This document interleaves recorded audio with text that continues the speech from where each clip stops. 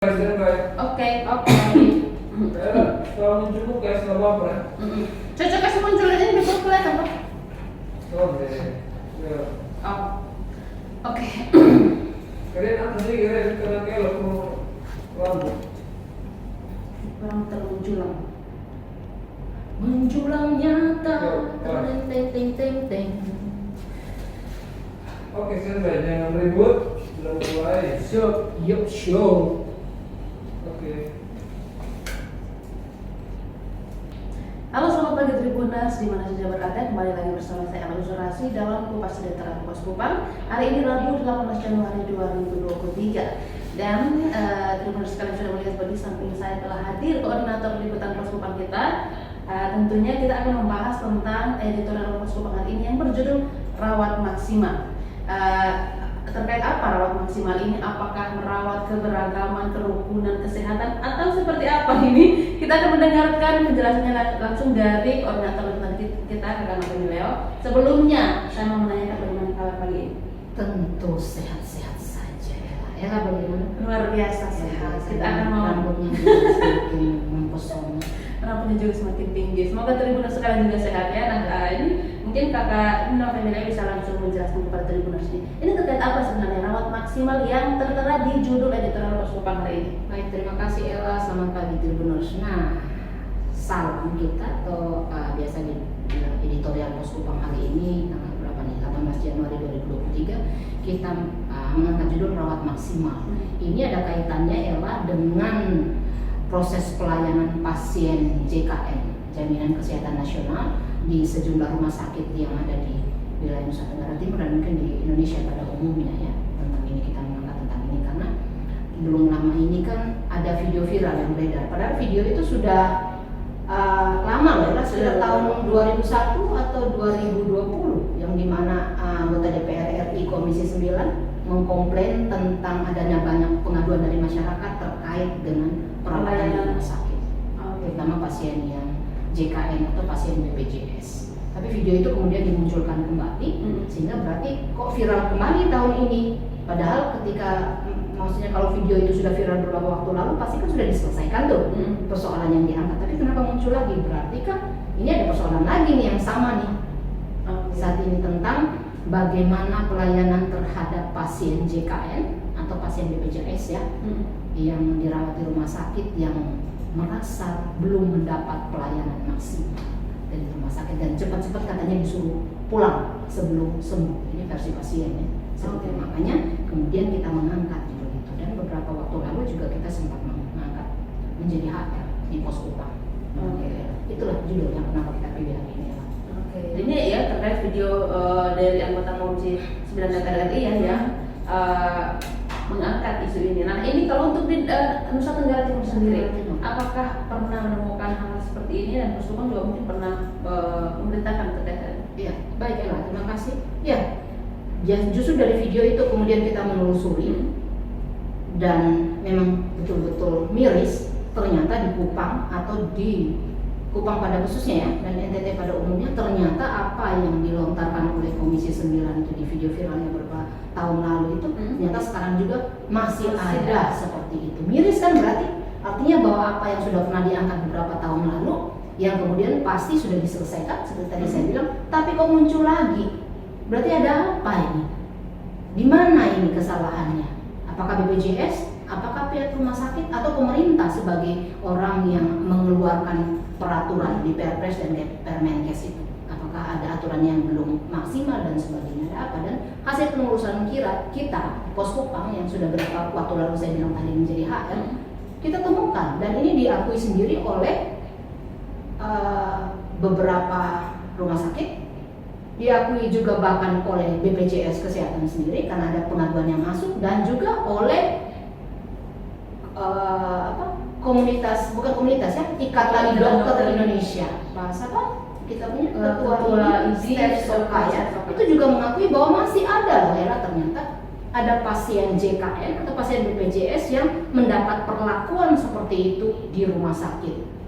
Yang ketiga belum sembuh, belum merasa sembuh, kemudian hanya 3 hari atau paling tidak 1 minggu, kemudian dibuat sedemikian rupa untuk supaya mereka pulang dan ikuti rawat jalan. berarti kan masih ada seperti itu. Miris ya Pak, sangat miris. Dan ini beruntung karena ada pasien yang merasa berhak untuk menyampaikan keluhan mereka kepada BPJS.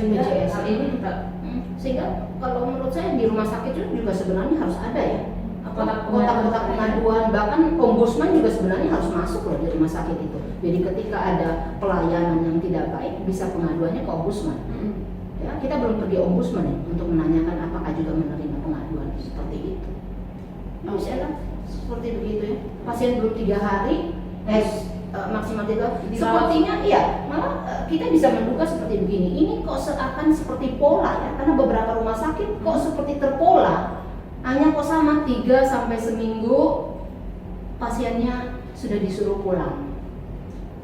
Apakah memang karena dari BPJS Kesehatan sendiri yang mengharuskan, maksudnya ada aturan gitu? Tidak, dari pihak BPJS Kesehatan yang hasil wawancara kita ya yang dalam hal itu memastikan bahwa aturan BPJS tidak ada. Di Permenkes maupun Perpres itu juga mengatur bahwa tidak ada tuh pasien di rumah sakit lu ya, yang pasien kita ngomongin ini pasien JKN ya, sama BPJS bukan pasien umum ya. Tidak ada tuh aturan bahwa lu hanya 3 hari ya dirawat out, atau lu hanya seminggu ya kemudian pulang nanti rawat jalan. Tidak ada. BPJS menegaskan bahwa tidak ada aturan itu. Yang ada di aturan itu adalah ketika pasien dirawat harus dilayani pelayanan kesehatannya hingga pasien itu mendapat kesembuhan. Di aturan itu seperti itu, hingga sembuh. Nah, tapi definisi kesembuhan ini juga polemik ya. benar. Definisi kesembuhan ini juga polemik ya lah. Karena terkadang menurut dokter sudah bisa pulang, tetapi pasien masih merasa belum bisa seperti itu ya. Karena ini batasannya tipis sekali. Karena begini, kita tidak bisa menafikan ya, karena begini. Siapa yang menentukan kita sembuh? Harus siapa? Ahlinya kan? Ahlinya itu siapa? Dokter kan? Ya, ingat loh, ahlinya dokter, bukan pihak-pihak tertentu, bukan perawat, bukan penjaga loket di rumah sakit, bukan pihak rumah sakit sendiri. Karena memang di rumah sakit memastikan bahwa yang menentukan kondisi klinis atau kesehatan pasien itu adalah dokter, bukan rumah sakit. Sehingga dokter yang punya hak untuk mengatakan bahwa dia sudah sembuh atau dia bisa dirawat jalan atau dia dirawat inap, itu wewenangnya ada pada dokter. Ya, seperti dokter yang menentukan. Tapi persoalannya gini, yang tadi kembali. Ketika dokter menentukan itu dari segi keilmuannya ya, harusnya kan kita menerima itu. Benar kan ya? Kan dia yang ahli. Benar. Ya. Tentunya dokter kalau melihat dia sembuh atau dia belum sembuh, dia bisa dirawat jalan atau dirawat inap kan menurut aturan kedokteran ya, yang saya kutip dari ketua ID ya, dokter saya katanya gini. Dokter itu melihat pasien itu dia sudah bisa dinyatakan pulang atau tidak, dirawat jalan atau tidak, tuh melihat dari harapan pasien itu tercapai, dari segi harapannya dan harapan dari pemberi layanan itu tercapai. Artinya bahwa dia sudah melihat bahwa oh bisa nih, dia tidak sembuh tetapi dia bisa nih secara klinis, dokter itu dia sudah bisa dipulangkan karena dia bisa mengikuti rawat jalan, bisa seperti itu, ada pada kewenangan dokter itu. Seperti itu. Tapi kan kembali seperti tadi Ella bilang ya, pasien kan kadang-kadang bilang, saya belum sembuh nih, kenapa sudah disuruh pulang? Benar. Nah, dan tapi kita berharap bahwa hak yang ada pada dokter itu Ella, ini catatannya, hak yang ada pada dokter itu yang dia bisa menentukan bahwa pasien itu bisa sembuh atau tidak, haknya itu memang tidak boleh disalahgunakan. Haknya itu memang betul-betul berdasarkan memang klinis, keilmuannya, dan juga dari segi kemanusiaannya. Bahwa memang dia menyatakan itu bukan karena ada intervensi pihak tertentu atau ada permainan dan ada bisnis bahwa lu harus cepat keluar. Ya, kan seperti itu. Kita berharap seperti itu. Dokter-dokter tidak. Dan kemanusiaannya juga ya kan. Kalaupun kemudian dari pihak rumah sakit, misalnya rumah sakit tertentu yang kemudian bernegosiasi atau bisnis yang tadi saya bilang masih banyak rumah sakit yang kena. Ketika mempengaruhi dokter, jangan, karena kau disumpah bahwa ketika saya menentukan memang dia sembuh dan atau dia belum sembuh tetapi dia masih bisa rawat jalan, keputusan itu adalah keputusan yang betul secara klinis, keilmuan, dan juga secara hati nurani memang benar. Bukan ada embel. Di situ kan persoalannya. Soalnya adalah persoalan kemanusiaan. Iya, kemanusiaan. Di situ ya. Belum lagi persoalan yang lain. Ya, ya. Pernah tidak punya pengalaman itu ya?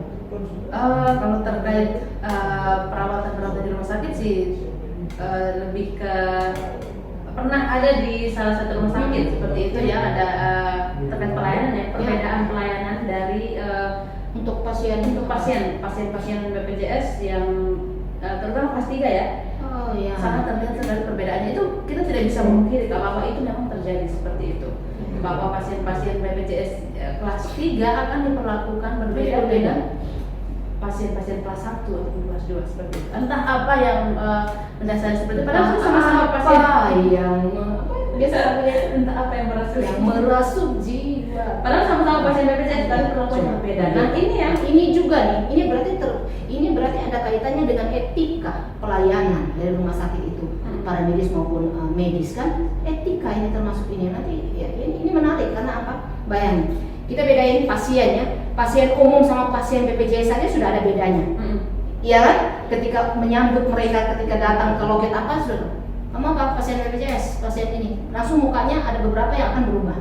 Saya tidak bilang semua rumah sakit ya, tapi adanya. Itu ini sudah berubah ya, pasien umum dan pasien BPJS. Ternyata di pasien BPJS punya ada kelas-kelasnya juga. Padahal sama-sama nih, ya kan? BPJS. Tapi kelas 1 dan kelas 3 juga ada perlakuan seperti itu. Nah, ini seperti apa? Ini juga menggugah setiap rumah sakit yang ada. Kalau yang sudah melakukan tindakan yang baik ya tidak perlu tersinggung ya. Tapi kalau ada rumah sakit yang masih para medisnya, petugas-petugasnya di loket dan akan masih melakukan perbedaan, itu tolong dibenahi, karena kalian bertugas berprofesi di tempat itu sebagai dokter, sebagai perawat dan apa itu disumpah dan punya kode etik ya untuk melayani dengan baik seperti itu. Kalau tidak, mau bagaimana lagi coba? Padahal kita tahu kan ya, proses kesembuhan pasien itu kan orang bilang lebih banyak ke mental ya, psikisnya lebih banyak itu. Walaupun sakit oke disembuhkan, tapi psikisnya juga harus ini. Coba bayangin, orang baru datangnya sudah dalam kesakitan. Ini bedanya, orang datang dalam kesakitan yang ini, tentu ketika dia sakit fisik, mentalnya juga itu saja sudah terganggu. Sebelum dia masuk rumah sakit sudah, aduh kenapa saya sakit dan sebagainya. Dia baru masuk di loket langsung sudah menerima muka-muka yang, iya kan, bayangin itu mentalnya sudah jatuh. Kemudian dalam hal pelayanan tadi, ketika ke dalam, dokter kok tidak masuk ya? Kalau di kelas 2 atau kelas 3, sementara dokter yang di BPJS kelas 1 kok masuk tiap hari, itu aja beda. Dia makin tertekan lagi. Benar kan? Belum lagi setelah baru 3 hari atau seminggu dia merasa belum sembuh tadi, kemudian disuruh pulang. Bagaimana dia tidak tertekan? Akhirnya penyakitnya kan tambah parah. Padahal coba bayangkan dengan ketika orang sakit masuk, ya kan? Ketika orang masuk dari loket itu kemudian dengan senyuman, itu proses pemulihannya itu malah bukan pemulihan, proses kesembuhannya itu sudah berlangsung tuh secara fisik ya, diterima dengan senyuman di loket, kemudian masuk di ruang walaupun kelas 1, kelas 2, kelas 3 dan mungkin kalau ada kelas 4 sekalipun tetap dilayani dengan baik perawatnya, dia mulai kesembuhannya juga semakin naik lagi sehingga sakit fisiknya itu bisa semakin cepat disembuhkan. Apalagi kalau dokter datang, karena ada loh pengalaman tuh yang tadi saya bilang, ketika dokter datang baru sakit apa ibu, langsung diperlakukan dengan baik, bisa langsung sembuh. Ya artinya sembuh secara ini psikisnya ya, bukan datang sakit apa, sudah berapa kali ini berapa, kadang seperti gitu. Coba ini yang harus diperbaiki nih. Dan ini yang banyak kali terjadi seperti itu, tapi para pasien di kelas 3 BPJS, pasien pelayanan BPJS kelas 3 itu lebih banyak seperti menerima saja seperti itu ya. Jadi ketika misalkan diperlakukan seperti itu, mungkin tidak ada aduan juga ke BPJS seperti itu. Mereka seperti itu ya. Kadang-kadang walaupun sudah kelasnya berbeda 1-2 dan tidak semua, tapi songongnya orang di pasien yang BPJS kelas 1 atau kelas 2 kan kita bisa terlihat juga ya, beberapa lah, tidak semua ya kita omong ya. Dia datangnya nih, ya kan biasa kalau orang-orang yang berduit kan, ya kan, yang walaupun dia BPJS juga, tapi ketika dia masuk kelas 1 dia lebih bersikap lah. Ini kan hak, berarti kan dia mengerti haknya ya. Ini saya punya, ini belum kasih makan ya, sudah jam begini. Ini kenapa infusnya belum diganti? Tapi coba bayangkan dengan yang pasien BPJS yang kelas 3 tadi, yang sudah mungkin dari kampung dan keberadaan ekonomi, pasti kan mereka yang menerima tadi ada. Entah infusnya diganti atau enggak, entah ini mau diantar ke toilet atau tidak, menerima ya, karena apa itu sosialisasi tidak tersampaikan. Ini jalan keluarnya gitu. Sehingga Sosialisasi masyarakat tidak mengetahui iya, haknya apa. Jadi padahal sebenarnya dia punya hak loh. Untuk itu pasien saya berhak marah karena walaupun saya BPJS, ingat saya membayar loh. Ada kan orang mandiri saya membayar sendiri. Tapi kalau masyarakat yang di bawah garis ekonominya masih di bawah, berarti pemerintah yang tangani. Tapi prinsipnya bahwa dia membayar loh. Dia membayar lewat diri sendiri atau lewat pemerintah. Berarti harusnya mendapat perlakuan yang baik. Nah, sosialisasi ini apakah sudah diberikan? Sekarang digugah nih pihak BPJS, pihak pemerintah, dinas kesehatan juga bertanggung jawab, dan pihak rumah sakit itu sendiri. Sudah nggak sosialisasikan semua masyarakat bahwa hak-hak kalian begini loh. Kalau di rumah sakit dilayani, dokter harus begini, pasien harus begini, para medisnya, perawatnya harus begini. Kalian dapat obatnya bagaimana? Hal sampai kecil-kecil itu sudah belum? Ini sehingga tidak terjadi hal-hal seperti ini. Orang mengetahui haknya, orang mengetahui kewajiban yang harus dilakukan di rumah sakit, orang juga mengetahui apa haknya rumah sakit. Ya ketika kau sudah sembuh kan kau harus pulang. Dan orang juga harus mengetahui apa kewajiban saya. Jangan kau karena dirawat kemudian kau sudah dinyatakan sembuh juga kau tidak mau keluar. Kan itu juga tidak benar. Ya seperti itu. Jadi harus tahu hak dan kewajiban pasien, hak dan kewajiban rumah sakit, dokter dan perawat harus diketahui oleh masyarakat, oleh peserta JKR. Seperti itu ya, supaya jangan ada Pak Pitalo ya, almarhum gubernur kita biasa diterapkan, jangan ada dusta di antara kita. Sehingga sosialisasikan, jangan disembunyikan. Untuk apa disembunyikan? Kalau mau transparan, kalau memang pelayanan kesehatan mau baik, sampaikan itu ke semua orang. Jadi orang tahu, jadi saling mengontrol. Jadi saling mengontrol dan tidak akan ada konflik. Karena apa tadi? Pengaduan juga tersalurkan, ada kotak pengaduan, ombudsman juga hadir di situ dan sebagainya. Seperti itu. Jadi memang pihak BPJS ataupun rumah sakit, pemerintah dan masyarakat juga harus mengetahui apa-apa yang menjadi bagian mereka ya. Iya, BPJS juga harus mengetahui bagiannya. Iya kan, BPJS mengetahui bagiannya apa. Kita juga harus tahu bahwa kenapa pihak rumah sakit seperti itu. Kan saya selalu percaya bahwa tidak ada asap, tidak ada api, tidak ada sebab, tidak ada akibat, atau tidak ada akibat yang tidak disebabkan oleh adanya sebab, ya kan? Kenapa rumah sakit mungkin ada rumah sakit yang sudah berapa hari biar aja sih sulit. Karena mungkin berkaitan juga ya, mungkin berkaitan juga karena reimburse atau apa pemulangan uang yang dikeluarkan oleh rumah sakit, diklaim oleh rumah sakit memang lambat di realisasi oleh pihak BPJS, iya kan? Sementara operasional rumah sakit harus berjalan. Bayangin, air harus tetap berjalan. Kalau enggak nanti pasien berteriak lagi. Listrik, sampah dan apa pelayanan apa makanan gitu ya yang terus kemudian apa alat-alat di ruang operasi loh. Bayangin kalau saya sudah mengeluarkan sekian uang untuk merawat pasien BPJS, kemudian saya klaim uang itu ke BPJS, berbulan-bulan bahkan mungkin sejak tahun baru kembali. Terus operasional saya bagaimana? Akhirnya mungkin muncullah itu kebijakan yang kemudian diprotes masyarakat itu. Seperti itu. Jadi BPJS juga perlu. Dan kalau sudah seperti itu yang menjadi korban adalah pasiennya juga. Pasien masyarakat kembali ke situ karena tadi tidak ada itu. Jadi harus bagaimana semua pihak kalau mau menyelesaikan hal ini maka semua pihak harus duduk berembuk ketika ada peraturan juga Perpres dan Permenkes itu kalau juga harus diubah, ubahlah dengan cepat. Sehingga bagaimana prosesnya belum lagi obat-obatan kan ya. Kadang-kadang pasien BPJS mau pergi apotek nggak ada, ya kan? Nggak ada obat itu kemudian dia harus beli dari luar. Dia kalau dia mampu, kalau tidak mampu gimana? Habis terus kemudian dia klaim lagi ke rumah sakit juga berbulan-bulan baru bayar orang itu. Jadi ini masalah pelik. Tapi kepelikan masalah ini bisa menjadi mudah, bisa menjadi terselesaikan kalau semua pihak mau berusaha. Dokter juga yang tadi ya, tidak boleh mengklaim bahwa secara klinis dia sudah sembuh pulang. Secara ini dokter kuncinya. Oke, jadi dokter kalau misalnya pasien tersebut masih memang membutuhkan, jangan sampai ada keputusan seperti itu ya. Seperti itu. Iya, karena dokter yang paling maha tahu untuk bagian kesehatan kan. Iya loh, kita bilang dokter yang maha tahu karena dia belajar tentang itu kan ya. Tapi jangan sampai ilmu yang ada pada dia itu kemudian dia salah gunakan hanya untuk kepentingan pihak-pihak tertentu dan hanya untuk kepentingan bisnis. Jangan dokter diberi kewenangan untuk memberi pelayanan kesehatan dengan baik yang langsung menyentuh pasien. Dia menentukan perawatan hanya ikutan, peralatan juga penting, tapi ingat penentuan itu kan ada pada dokter. Jadi bagaimana setiap dokter bisa mengembalikan profesionalitasnya dalam dirinya dalam pelayanan, itu penting. Nah, ini kembali lagi ya untuk menggugah kemanusiaan dalam diri setiap orang, entah pihak BPJS, rumah sakit, pemerintah, dokter, dan juga Masyarakat juga. juga. Ya seperti itu. Ya, dokter yang penting. Ya. Oke. Punya keluarga dokter nggak? Tidak ada ya. Saya tidak punya keluarga dokter. Ya, karena tidak. Tetapi saya yakin ya untuk dokter yang tadi saya bilang ya, dokter itu sangat penting dalam penentuan kesehatan pasien, bukan kesembuhan ya.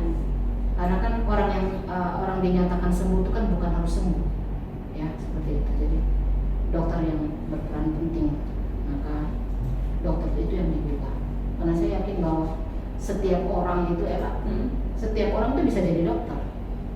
Percaya nggak? Setiap orang bisa jadi. Ada kan yang petanian, anaknya bisa jadi dokter ya, orang tuanya petani. Ada yang mungkin tukang parkir, anaknya bisa jadi dokter. Bahkan mungkin ada orang pengusaha atau orang yang berduit juga anaknya ada dokter. Jadi setiap orang bisa menjadi dokter, ya. Dan ketika sudah menjadi dokter, ya pesan saya itu tadi bukan hanya menjadi dokter yang baik, tapi bagaimana dia bisa menjadi dokter yang hebat. Bedanya antara dokter baik dan hebat, kalau dokter baik itu ya dia bisa menyembuhkan penyakit. Tetapi kalau dokter yang hebat, dia bisa menyembuhkan pasien dan penyakitnya. Jadi dia tidak hanya mengarah kepada kesembuhan penyakitnya, tapi juga bagaimana dia buat pasien itu bisa sembuh, bisa yakin secara psikis, bisa termotivasi untuk bisa sembuh atau untuk bisa dirawat maksimal. Dengan menerima pelayanan yang baik. Seperti jujur kita rawat maksimal ini ya. Jadi maksimal dari pihak BPJS juga memberikan pelayanan yang maksimal, rumah sakit juga maksimal, dokter maksimal, maka pasien pasti akan menerima perawatan yang maksimal juga, dan makanya meminimalisir tadi protes dan keluhan. Seperti itu. Oke. Nah, ini kita sudah berbincang banyak, dan semoga teman-teman sekalian, terutama para pasien-pasien BPJS bisa mengetahui hak-haknya ya, sehingga bisa mengajukan komplain kalau misalnya mendapatkan perlakuan yang tidak semestinya seperti itu ketika mendapatkan perawatan di rumah sakit. Nah, mungkin masih ada lagi pesan-pesan yang mau disampaikan kepada Tribuners? Itu saja, bahwa Tribuners, jika Anda dirawat di rumah sakit, pastikan Anda mengetahui hak-hak Anda. Bagaimana Anda bisa tahu hak-hak Anda? Tanyalah kepada dokter atau perawat di sana, karena itu adalah hak Anda untuk bertanya tentang hak dan kewajiban Anda. Itu untuk pasien. Untuk rumah sakit, tetap kembali yang seperti tadi, memberikan pelayanannya maksimal kepada pasien dan tidak membisniskan pelayanan kesehatan bagi pasien. Untuk dokter, bisa menjalankan tugas dan kewenangan yang diberikan kepada dirimu sebagai dokter itu yang profesional, yang baik, dan menjadi dokter yang hebat, tidak saja menyembuhkan sakit tapi menyembuhkan pasien. Dan untuk BPJS, membayarlah reimburse dari rumah sakit, klaim itu dengan cepat, menyederhanakan mekanisme, menyederhanakan hal-hal itu supaya klaim itu bisa cepat. Dan pemerintah lihat kembali aturan-aturan itu, Perpres maupun Permenkes terkait dengan pelayanan kesehatan JKN itu, jika masih ada yang memang tidak menguntungkan bagi pasien, tolong segera diubah. Dan DPRD dan masyarakat tolong melihat hal ini supaya bisa ikut bersama-sama mengawal proses membuat masyarakat NTT, masyarakat Indonesia ini menjadi sehat, tidak saja sehat secara jasmani, tapi sehat juga secara rohani. Seperti itu. Baik, terima kasih Kak Novel telah hadir di sini dan berbagi dengan Tribuners pada pagi hari ini. Semoga Tribuners bisa memetik sedikit pengetahuan dari apa yang telah dibagikan oleh Kak Novel pada pagi hari ini. Tribuners, demikian kepastian dalam persoalan hari ini. Akhir kata saya Uzur Rasid dan rekan kami mengucapkan terima kasih atas perhatian Tribuners sekalian. Selamat pagi dan salam sehat. Salam sehat.